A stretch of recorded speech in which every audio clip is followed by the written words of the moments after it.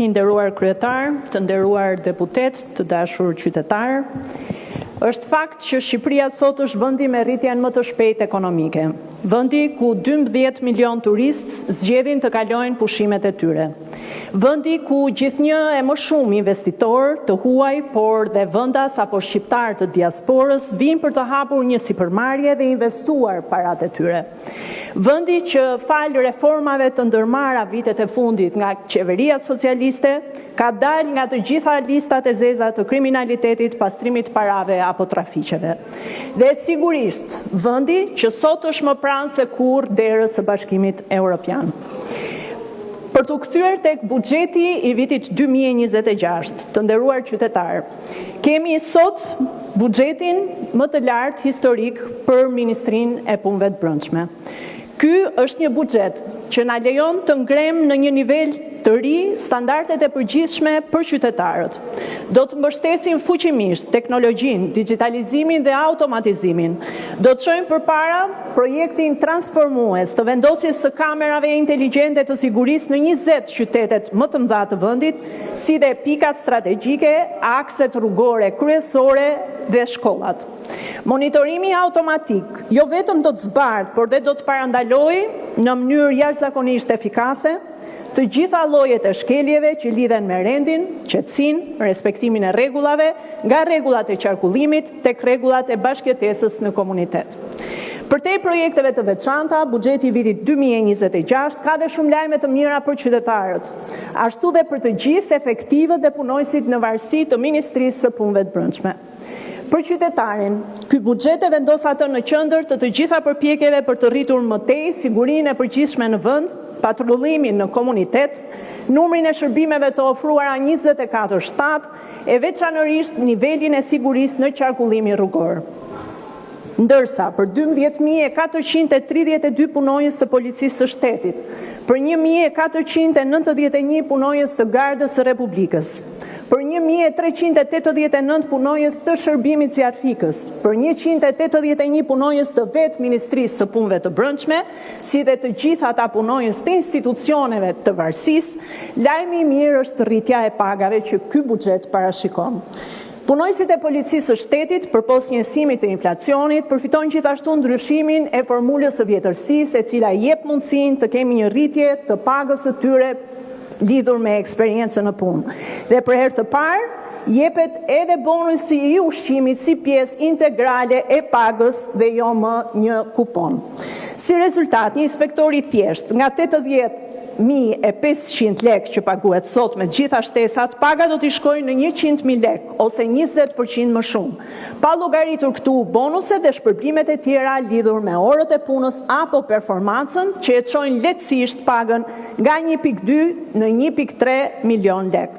Për i kujtesë, 12 vjet më parë e gjetëm inspektorin me një pagë 300 euro.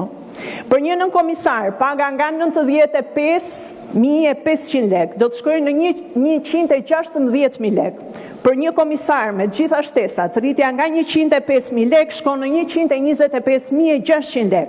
Për një krye komisar nga 115.500 lek në 136.000 lek. Për një drejtues nga 130.000 lek në 157.000 lek. Po përpos kapaciteteve njerëzore, si dhe përpos mirënjohjes, statusit dhe dinjitetit që kjo rritje e pagave sjell për të gjithë trupën e veshur me uniform, buxheti do të mbështes direkt dhe kapacitetet teknike të policisë shtetit. E thënë ndryshe, do të vendosim në duart e efektive tanë pajisje më të avancuara dhe kapacitete më të sofistikuara në dispozicion. Investimet që ky buxhet mundson do të shkurtojnë më tej kohën e ndërhyrjes së policisë së shtetit, duke rritur fuqinë tonë goditëse si dhe aftësitë tona parandaluese. Gjithashtu, ky buxhet do të mbështes pa kushte avancimin e shpejtë të negociatave të antarësimit, sidomos për kapitujt kyç që Ministria e Punëve të Brendshme mbulon, kapitujt 23 dhe 24.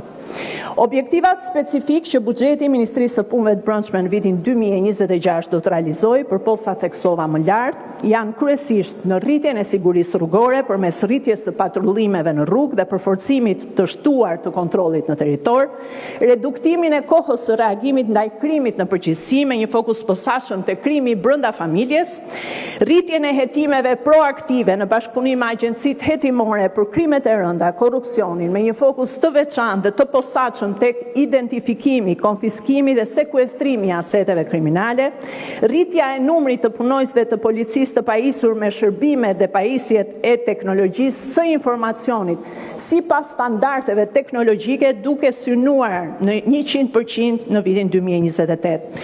Fuqizimi i të gjitha kapacitetet tona ndaj krimit kibernetik përfshir mashtrimi financiar. Do të krijojmë një kuadër të plotë, të qartë për luftën ndaj krimit kibernetik, si dhe do të rrisim eksponencialisht kapacitetet tona. Përmirësimi i regjistrit kombëtar të gjendjes civile, çka hap rrugë edhe më shumë për shërbime të digitalizuara 24/7 me vulë elektronike për gjithë qytetarët shqiptar brenda apo jashtë vendit. Mbështetje e operacionit për vendosjen e plotë të lishmërisë në territor, operacion i cili nuk është thjesht një kontroll ndërtimesh, por një rikthim i rendit ligjor në çdo metër katror. Nuk do të lejojmë më zona gri, ndërtime pa leje, shkelje të kushteve të lejes, shtesa në fshehtësi apo kapërcime të rregullave të urbanistikës.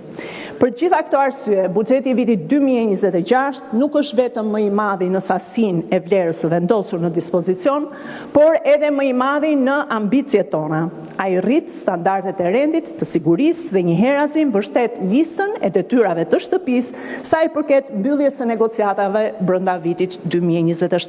Prandaj për gjitha këto, të nderuar deputet, ju ftoj ta votojnë buxhetin e vitit 2026. Shumë faleminderit.